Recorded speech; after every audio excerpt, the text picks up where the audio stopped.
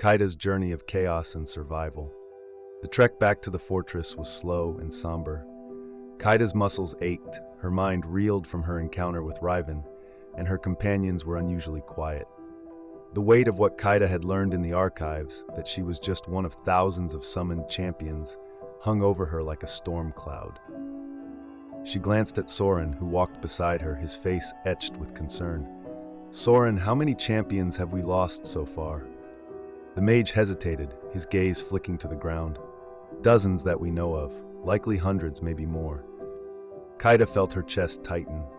"And you didn't think to tell me about this sooner?" "You were adjusting to your role," Soren said, his voice defensive. "I didn't want to overwhelm you." Kaida laughed bitterly. "Too late for that. What else are you keeping from me? Are there rules? A scorecard? A leaderboard?" Darian chuckled softly from ahead. "If there's a leaderboard, you're definitely not in first place." Kaida shot him a glare. "Thanks for the vote of confidence, Horns." Leora, walking at the rear, chimed in. "We didn't tell you because it doesn't matter. Whether there are 100 champions or 1,000, the only thing that matters is survival. Focus on that." Kaida wanted to argue, but she couldn't deny the logic in Leora's words. Still, the thought of being just another piece in a cosmic game churned in her gut. When they reached the fortress, they found it in a state of barely controlled chaos. The air was thick with tension.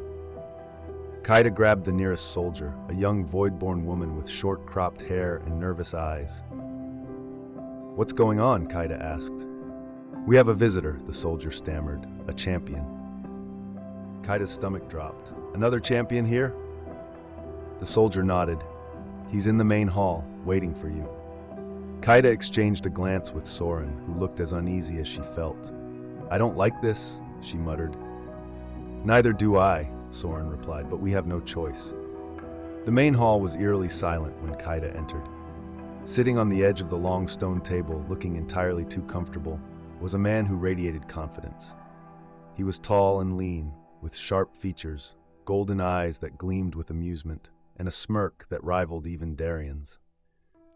"Well," he said, standing as Kaida approached, "if it isn't the famous champion of chaos, you're even prettier than the rumors said." Kaida folded her arms, unimpressed. "And you are?" "Ray," the man replied, giving an exaggerated bow. "Champion of balance. I was summoned to a faction you've probably never heard of, but let's just say their goals didn't align with mine." "And now you're here?" Kaida asked, her voice skeptical. "Why?"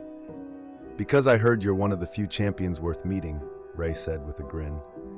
"And because I want to offer my services." Darian stepped forward, his hand on his sword. "Services? What kind of services?" "Relax, Horns," Ray said, waving him off. "I'm not here to steal your spotlight. I just think we'd make a great team." Kaida activated Truth Gaze, her vision sharpening as she studied Ray. His words were genuine, though there was a glimmer of mischief in his intentions, something he wasn't revealing. "You're hiding something," Kaida said, narrowing her eyes. Ray laughed, holding up his hands. "Of course I am. Who isn't? But trust me, Kaida, I'm one of the good guys, or at least the better guys." Kaida sighed, already regretting her decision. "Fine, you can stay, but if you cause trouble, I'll personally make you regret it." Ray's grin widened. "Deal!" Ray's arrival added a new dynamic to Kaida's already chaotic life. He was charming, infuriatingly confident, and had an uncanny ability to get under everyone's skin. Darian and Ray clashed constantly, their bickering turning even the most mundane moments into a battle of egos. Kaida, meanwhile, found herself reluctantly impressed by Ray's combat skills.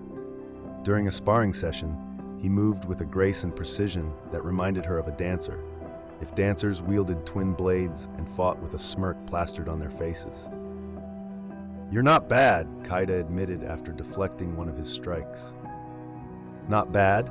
Ray repeated, feigning offense. "I'll take that as a compliment."